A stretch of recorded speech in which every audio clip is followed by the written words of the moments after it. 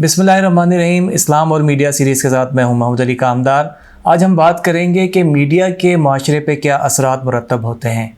माशरा अफराद का मजमुआ होता है, यानी यूँ कहिए कि एक फ़र्द एक माशरे की इकाई होता है, यानी अफराद का ऐसा ग्रोह जो आपस में इस उसूल पर रिहाइश पज़ीर हों कि उनके मफादात और मकसद आपस में मुश्तरक हों, माशरा कहलाता है।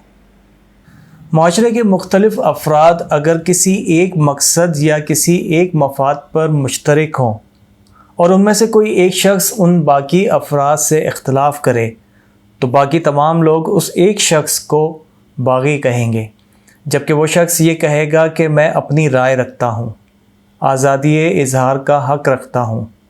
ये आज़ादी इज़हार की सोच, ये अपनी राय की सोच उस शख्स में आई कहाँ से? आज हम इसको समझने की कोशिश करेंगे। हम ये समझने की कोशिश करेंगे कि गौर व फ़िक्र क्या होता है और फिर क्या चीज़ होती है जो इंसान की शख्सियत में मौजूद है और वो माशरे के असरात लेती है और फिर इंसान अपनी राय कायम करता है।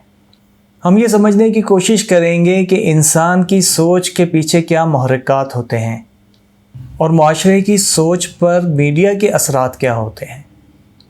मीडिया माशरे पे क्या असर डालता है। मीडिया का किरदार होता है, या यूँ कहिए कि मीडिया का काम होता है स्प्रेडिंग इंफॉर्मेशन, यानी लोगों तक मालूमात पहुँचाना। आज का मीडिया सोसाइटी में ना सिर्फ किरदार अदा कर रहा है बल्कि अहम किरदार अदा कर रहा है, और वो अहम किरदार क्या है? Creating and shaping public opinion, यानी मीडिया अवाम की राय और सोचने समझने की सलाहियत पर गहरे असरात मुरतब कर रहा है, और इन्हीं असरात का नतीजा ये है कि लोग अपनी राय के ज़रिए अपनी राय कायम करते हैं और उसके बाद किसी भी मामले का नतीजा खुद ही अख़ज़ कर लेते हैं।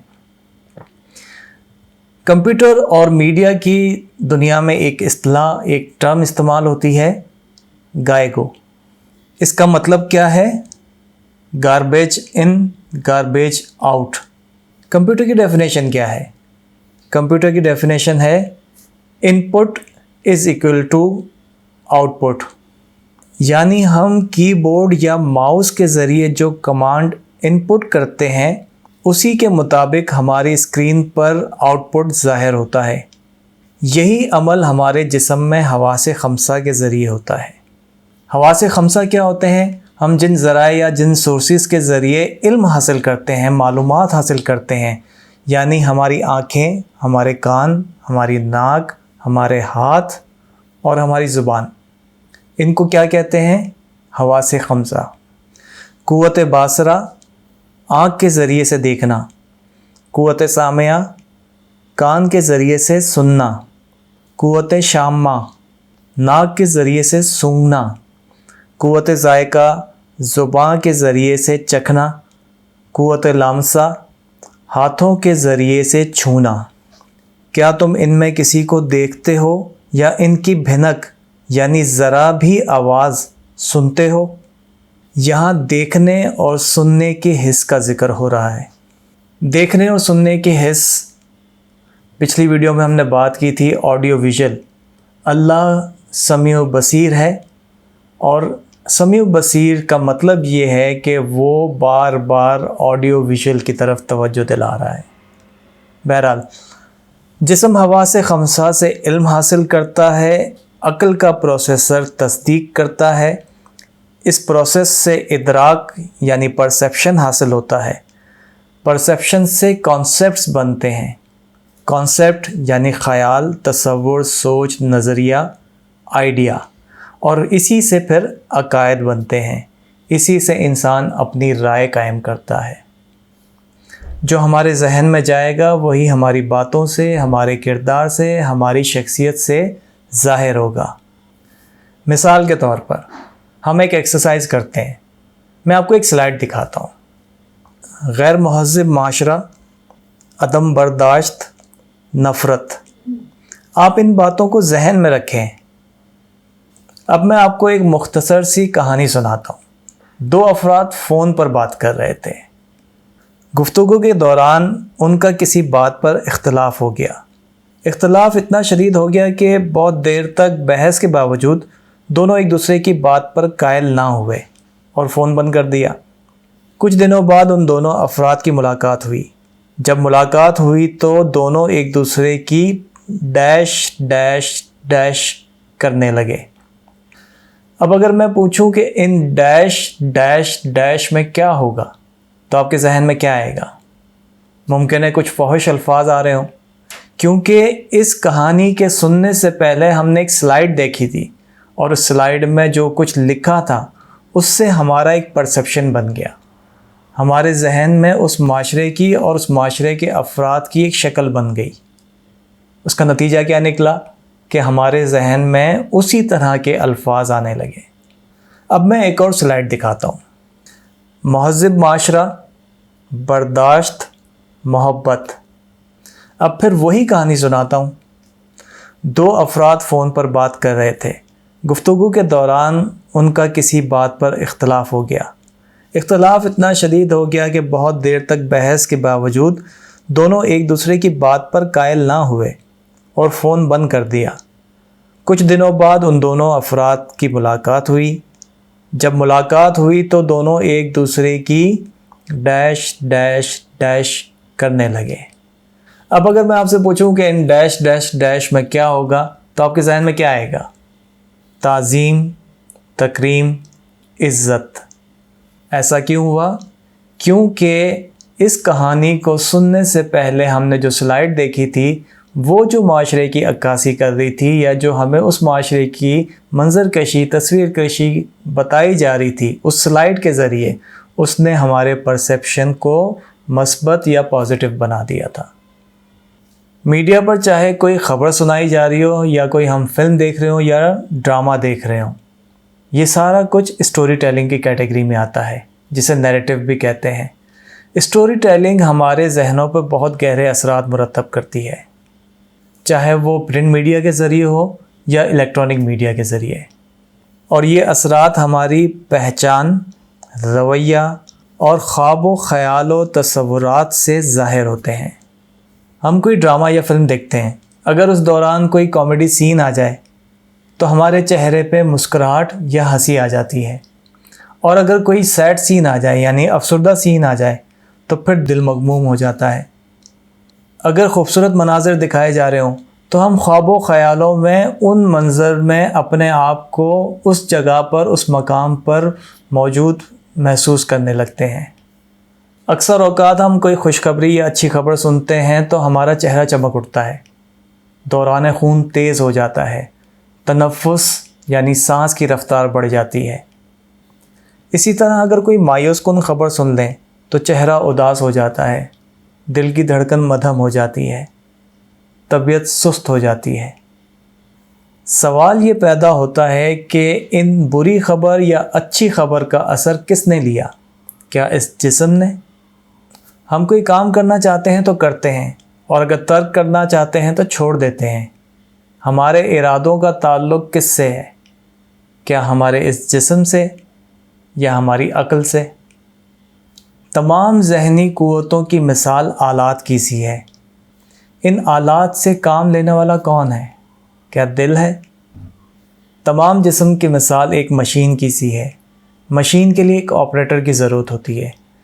گو کہ آج کے زمانے میں آٹومیٹک مشین بھی ہیں، مگر کوئی بھی مشین چاہے وہ آٹومیٹک ہو یا نہ ہو، بغیر مقصد کے کام نہیں کر سکتی اس وقت تک کہ جب تک اس کو آپریٹ کرنے والا کوئی نہ ہو۔ ان سوالات کے جوابات جاننے کے لیے ہمیں انسان کو اور انسان کے جسم کو سمجھنا ہوگا۔ انسانی جسم میں جو ہمیں نظر آتا ہے یا پھر سائنس جن کو دیکھ کر پرکھ کر انسان کے بارے میں ہمیں بتاتی ہے، ان میں کیا چیزیں ہیں؟ جوارح، جارحہ کی جمع یعنی ہاتھ، پاؤں، ناک، کان، یعنی جو ظاہری جسم ہمیں نظر آتا ہے انہیں جوارح کہتے ہیں۔ اعضاء یعنی عضو کی جمع۔ اعضاء کیا ہوتے ہیں؟ دل، جگر، گردے، پھیپھڑے، دماغ وغیرہ، جو ہمیں نیکڈ آئی سے نظر نہیں آتے۔ ایکس رے مشین یا کسی الٹرا ساؤنڈ مشین سے نظر آتے ہیں۔ اس کے بعد ہے عنصر کی جمع، oxygen, hydrogen, nitrogen, carbon, phosphate, potassium وغیرہ۔ اگر میں کہتا ہوں کہ یہ لیپ ٹاپ میرا ہے، یہ کتابیں میری ہیں، یہ گھر میرا ہے، تو آپ فوراً سمجھ جائیں گے کہ یہ جو ظاہری وجود یعنی جسم نظر آ رہا ہے، یہ تمام اشیاء اس سے منسوب ہیں۔ اب اگر میں کہتا ہوں کہ یہ جسم میرا ہے، تو وہ کون ہے جو کہہ رہا ہے کہ یہ جسم میرا ہے؟ روزمرہ زندگی کے معاملات سے ہمیں یہ بات سمجھ میں آتی ہے کہ اس جسم کے علاوہ بھی ہمارا کوئی وجود موجود ہے۔ اس امر کا سب سے بڑا ثبوت یہ ہے کہ اس نظام ہستی میں ہمارا کوئی ممتاز وجود ہے۔ ہمیں اپنے ہونے کا شعور ہے۔ یہ شعور ہمیں کیا سوچنے پہ مجبور کرتا ہے، کیا غور کرنے پہ مجبور کرتا ہے؟ اپنے ہونے کا شعور، سوچنے، سمجھنے، محسوس کرنے کی صلاحیت ہمیں اپنے نفس پر غور کرنے کی دعوت دیتی ہے۔ اب سوال یہ پیدا ہوتا ہے کہ نفس کیا ہے؟ ہم گزشتہ ویڈیوز میں فزکس کو اسٹڈی کرتے آئے ہیں، اب ہم میٹا فزکس کی طرف بڑھتے ہیں، ظاہر سے باطن کی طرف سفر کرتے ہیں۔ ہم انسان ہیں، یعنی ہیومن بینگ۔ اس میں 2 ورڈز ہیں، ہیومن اور بینگ۔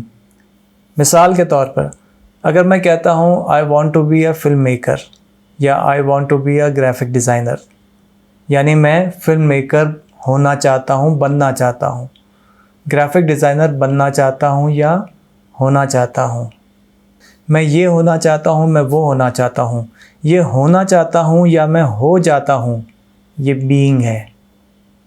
اور جب میں فلم میکر بن جاتا ہوں، پھر میں یہ کہتا ہوں کہ بینگ اے فلم میکر میں یہ سوچتا ہوں، بینگ اے فلم میکر یعنی میں وہ ہو چکا ہوں، پہلے میں نہیں تھا، جب میں ہو چکا تو میں بینگ ہو گیا۔ اسی طرح سے میں انسان ہوں، ہیومن ہوں۔ ہیومن بینگ ہونے کے لیے مجھے کیا کرنا ہوگا؟ ہیومن بینگ کا کیا مطلب ہے؟ انسان ہونا۔ ہمیں اس بینگ کو سمجھنا ہے۔ کیا یہ بینگ ہمارے اندر ہے یا ایز اے ہیومن ہم اس بینگ میں شامل ہیں؟ اس بینگ کو سمجھنا، اس سوال کے جواب کو شعور کہتے ہیں، اپنے ہونے کا شعور۔ ہم کسی شے سے متعلق سوال کرتے ہیں کہ یہ کیا ہے، اور بعض اوقات ہمارا مطلب یہ ہوتا ہے کہ یہ کائنات میں موجود اشیاء کی کس جنس میں شامل ہے، یعنی لکڑی ہے یا پتھر۔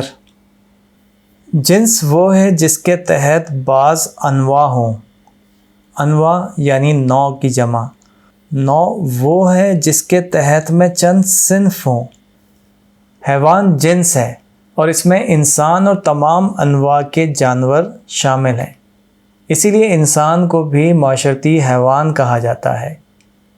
انسان نوع ہے کہ اس کے تحت میں بہت سی صنفوں کے انسان، افریقی، چینی، انگریز، عربی وغیرہ شامل ہیں۔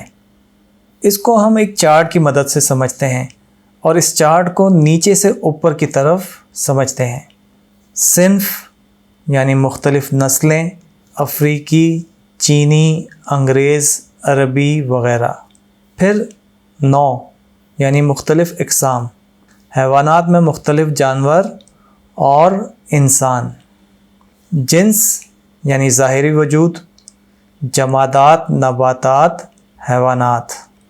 جمادات کیا ہوتے ہیں؟ تمام قسم کے پتھر۔ نباتات کیا ہوتے ہیں؟ پیڑ، پودے یا کھیت کھلیان۔ اور حیوانات جس میں تمام قسم کے جانور جو ہمیں چلتے پھرتے نظر آتے ہیں، ان میں انسان بھی ایک معاشرتی حیوان ہے۔ اب جنس سے اوپر نفس، یہ مخفی ہے یعنی چھپا ہوا ہے، اسے نفس مطلق یا نفس کلیہ بھی کہتے ہیں۔ اور نفس سے اوپر حق یعنی جو اصل حقیقت ہے۔ اب اگر اس کو اوپر سے نیچے کی طرف دیکھیں تو ابتدا کیا ہے؟ حقیقت، حق۔ اس حق سے مخفی نفس یعنی چھپا ہوا کوئی نفس ظاہر ہوا، اس نفس سے جنس یعنی جمادات، پتھر، نباتات، پیڑ پودے، حیوانات، تمام قسم کے جانور یا جو چلتے پھرتے اجسام ہیں وہ ظاہر ہوئے، اور پھر ان کی مختلف اقسام بنی۔ 9 جمادات میں مختلف قسم کے پتھر ہیں، ہیرے، موتی۔ نباتات میں مختلف قسم کے پیڑ پودے، پھول، اور حیوانات میں مختلف قسم کے جانور، اور ان میں انسان بھی شامل ہے۔ جمادات اور نباتات کو اس وقت ہم ڈسکس نہیں کر رہے، نہ یہ ہمارا موضوع ہے۔ حیوانات جس کی بہت ساری اقسام ہیں اور ان میں انسان بھی شامل ہے، ان اقسام کی جو اصناف ہوتی ہیں یعنی مختلف نسلیں ہوتی ہیں اسے صنف کہتے ہیں۔ مثال کے طور پہ انسانوں میں افریقی رنگ و روپ کے انسان بھی ہوتے ہیں، چینی رنگ و نسل کے انسان بھی ہوتے ہیں، انگریز بھی ہوتے ہیں، عربی بھی ہوتے ہیں، اور اسی طرح سے مختلف قسم کے انسانوں کی اصناف دنیا میں موجود ہیں۔ اور یہ جتنی بھی اصناف ہیں، جتنی بھی قسمیں ہیں، جتنی بھی انواع ہیں، جتنے بھی جنس ہیں، اور جتنے بھی ظاہری اور مخفی یعنی چھپے ہوئے وجود ہیں، ان سب کو اللہ تعالیٰ نے ایک مرکز، ایک نقطے، ایک نفس سے تخلیق کیا۔ وہی ہے جس نے تمہیں ایک جان سے پیدا کیا۔ بعض اوقات ہم کسی شے کی خصوصیات معلوم کرنا چاہتے ہیں، یعنی وہ کڑوی ہے یا میٹھی، سخت ہے یا نرم، گرم ہے یا ٹھنڈی۔ کبھی یہ معلوم کرنا ہوتا ہے کہ اس شے کا دوسری شے پہ کیا اثر ہوتا ہے۔ ان سب کا احساس ہمیں حواس خمسہ سے ہوتا ہے۔ حواس خمسہ کے بارے میں ہم کچھ دیر پہلے سمجھ چکے ہیں، یعنی اگر ہمیں کسی چیز کے بارے میں معلوم کرنا ہو کہ یہ کڑوی ہے یا میٹھی، یا تیکھی ہے یا نمکین، تو ہم اسے چکھ کر، زبان کے ذریعے چکھ کر معلوم کرتے ہیں۔ ہمیں کسی چیز کے بارے میں معلوم کرنا ہو کہ یہ سخت ہے یا نرم، تو ہم اسے چھو کر معلوم کرتے ہیں، یعنی حواس خمسہ ہمیں علم دیتے ہیں۔ کائنات میں بعض چیزیں ایسی ہیں جو حواس خمسہ سے معلوم نہیں کی جا سکتی، لیکن ہمیں یہ اعتراف کرنا پڑتا ہے کہ ان کا کوئی نہ کوئی وجود ضرور ہے۔ وہ چیزیں کیا ہیں، ان کا ہمارے وجود سے کیا تعلق ہے، اور ان چیزوں کے اثرات ہماری شخصیت پر کیا پڑتے ہیں، اس کو سمجھیں گے اگلی ویڈیو میں۔ ملتے ہیں بہت جلد اسی ٹاپک پر اگلی ویڈیو میں۔ اللہ حافظ۔